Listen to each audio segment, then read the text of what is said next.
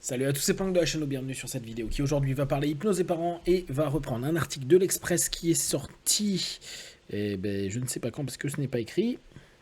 Si, le 17/09/2022, c'est-à-dire samedi, et qui est réservé aux abonnés. Et vu que j'ai un mois offert, je teste et ça me permet de lire ce petit article qui reprend des mots de la scientifique Nawal Aboub, qui semble-t-il a écrit un bouquin qui s'appelle La puissance des bébés.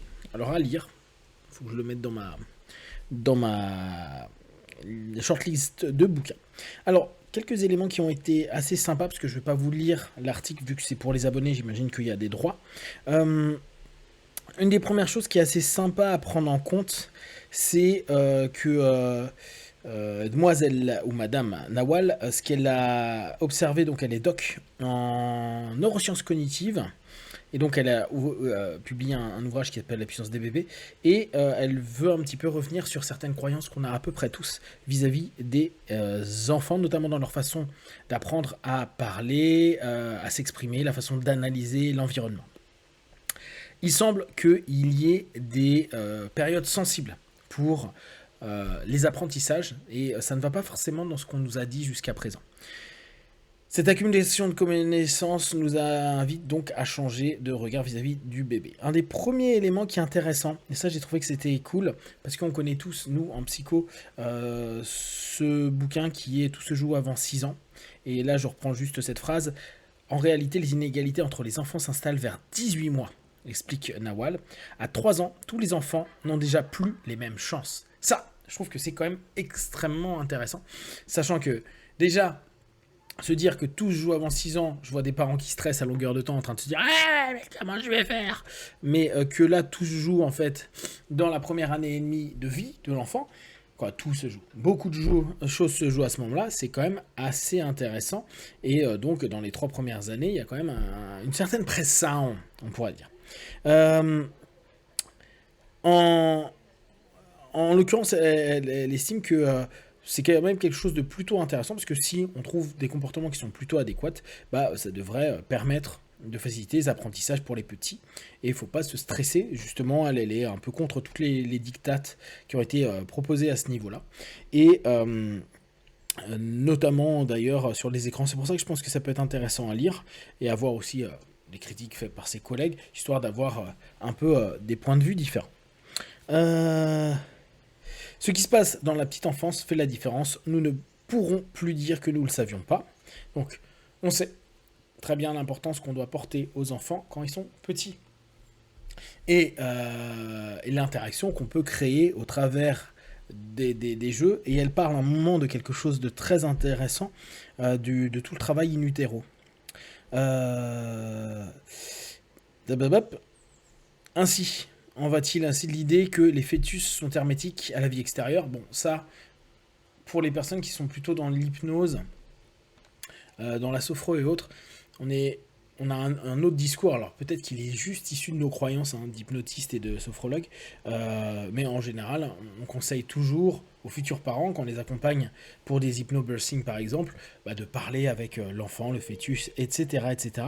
À la naissance et à 4 mois, ils ont enregistré leur activité cérébrale en leur faisant écouter des comptines qu'ils avaient en réalité fait compter la mère quand ils étaient in utero, et se sont aperçus que ils avaient une activité cérébrale plus forte que les autres quand ils entendaient à nouveau les mêmes airs.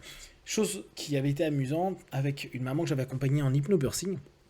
Elle m'avait dit qu'elle écoutait mes vidéos, salut c'est Planck de la chaîne, blabla, et que quand le bébé est né, alors on a fait tout un boulot ensemble en hypnobirthing, le bébé se calmait quand il écoutait, il entendait les débuts de mes vidéos, et je pense le timbre de voix, les tonalités, et puis les patterns de langage, les modèles de langage que j'utilise pouvaient peut-être avoir été entendus in utero quand on travaillait, notamment pour permettre à la maman de mettre au monde le mieux possible le petit loup. Autre élément intéressant, donc quand même expliqué, qui revient un petit peu sur ce que Piaget avait pu expliquer sur le développement du langage par étapes. Elle explique en fait, Nawal, que beaucoup de choses sont apprises en même temps, le vocabulaire, la syntaxe, alors qu'avant on pensait qu'il y avait cette notion de succession. Euh, Il y a idem sur la plasticité cérébrale. Il existe des périodes particulières de haute réceptivité des neurones et elles se situent au début de la vie. D'accord. Donc ça c'est assez intéressant, je pense, pour les personnes qui reviennent toujours à dire on a une plasticité cérébrale. On sait qu'avec le temps, elle devient moins plastique automatiquement. On peut toujours la travailler, on invite même à la travailler le plus possible. Néanmoins, il y a quand même des phases où elle est réellement hyper plastique, hyper élastique, mais c'est bien sûr pas toujours le cas. Bon, ça c'est important à prendre en compte à ce moment-là. Donc après, l'apprentissage de la langue commence plus tôt que prévu, pas à 6 mois, ni même un mois, mais avant la naissance. Ça, c'est assez intéressant comme logique. Donc, il y a des chercheurs de AN du Commissariat de l'énergie atomique et Valois de l'Université d'Amiens qui ont étudié les grands prématurés.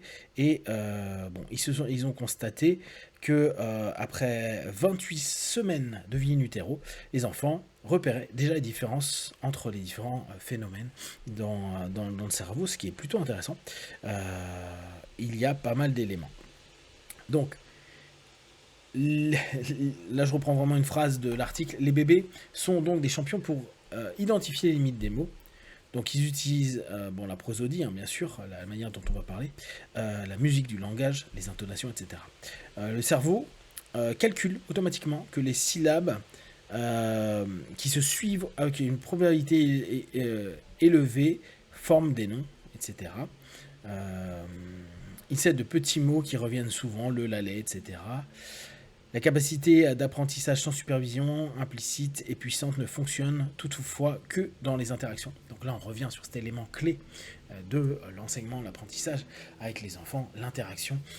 Ça ne va pas être une tablette qui va s'en occuper, ça ne va pas être un enregistrement qui va s'en occuper, ça reste toujours l'adulte, le lien avec l'adulte. Voilà, si quelqu'un le regarde, l'enfant conclut que cette personne cherche à lui communiquer des informations importantes et cela l'aide à apprendre, poursuit-elle. Donc, on s'aperçoit qu'il y a quand même un paquet d'éléments assez intéressants à prendre en compte. Quand un enfant commence à parler, ne pas lui faire répéter les mots qu'il écorche. Et surtout, le plus important, bannir le parler bébé. Tu as bobo. Et ça, on l'a souvent entendu, en tout cas moi ces dernières années, où on disait considérer les jeunes enfants, les bébés, comme des petits adultes, donc tenter de parler de façon le plus correcte possible et ne rentrez pas dans de l'hypersimplification pour l'enfant. Les enjeux sont immenses car beaucoup va dépendre de la réussite, de la richesse de cet apprentissage. Apprendre le langage, c'est apprendre finalement un système de code complexe qui va construire l'esprit.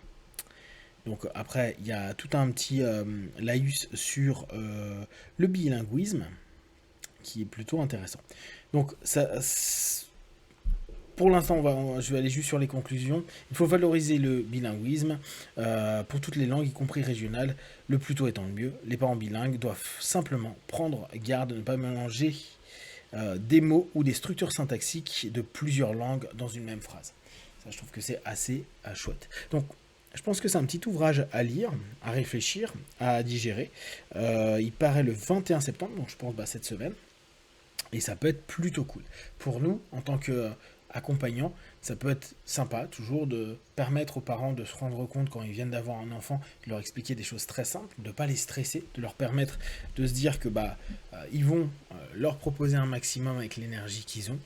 Toujours accompagner les jeunes parents au mieux et de ne pas être dans du sermon ou dans il faut, tu dois. C'est plutôt des conseils qui peuvent aujourd'hui, grâce à pas mal d'études et des personnes qui sont passionnées, se diffuser et permettre un mieux pour les parents et bien sûr pour l'enfant en devenir, les nouvelles générations étant un élément clé pour toute la vie humaine.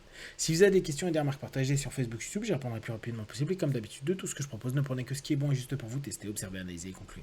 Be one, ciao.